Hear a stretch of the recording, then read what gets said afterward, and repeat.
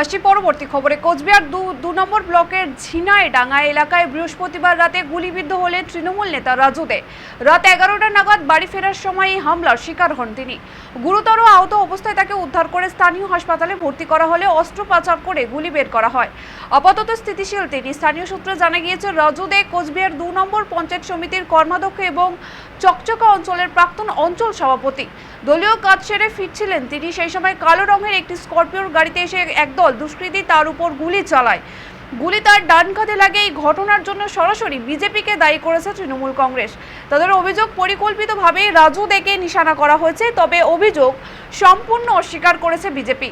গুলি চলার খবর পেয়ে পুলিশ দ্রুত ঘটনাস্থলে পৌঁছয়। স্থানীয় সূত্রে খবর, ইতিমধ্যেই তদন্ত শুরু হয়েছে। ঘটনার সিসিটিভি ফুটেজও সংগ্রহ করা হয়েছে এবং সন্দেহভাজন দুষ্কৃতীদের গাড়িও বাজেয়াপ্ত করা হয়েছে।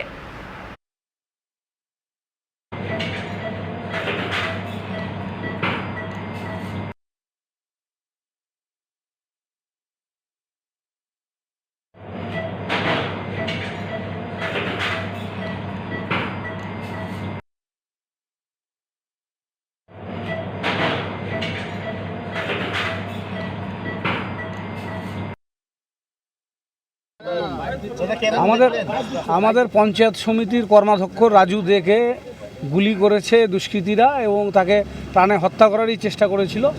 লাকিলি সে সেখান থেকে দৌড়ে পালিয়েছে এবং তার রাইট শোল্ডারে এবং পুলিশ যে এলএস গাড়ি সেটাকে পুলিশ ধরেছে। এটি কালো রঙের স্করপিওতে দুষ্কৃতীরা এসেছিল। তার সিসিটিভির ফুটেজ পুলিশের কাছে এসছে এবং সেই গাড়িটিকেও ধরা হয়ে উঠবে। কিন্তু আগামীকাল থেকে কুচবিহার উত্তর বিধানসভা কেন্দ্রে এই যে 13টি অঞ্চল যেখানে দুষ্কৃতিকর কার্যকলাপ বেড়েই চলেছে বিজেপির আশ্রিত দুষ্কৃতীদের দ্বারা, এটা আর মেনে